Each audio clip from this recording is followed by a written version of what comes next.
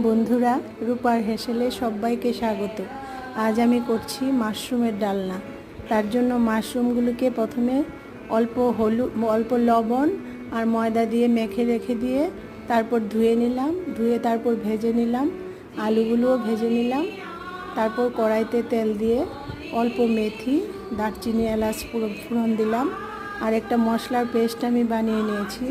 জিরে গুঁড়ো, তারপর ধনে গুঁড়ো, অল্প লঙ্কা গুঁড়ো, কাঁচা লঙ্কা বাটা, আদা বাটা, হলুদ, এগুলিকে দিয়ে একটা পেস্ট বানিয়ে দিয়ে দিলাম।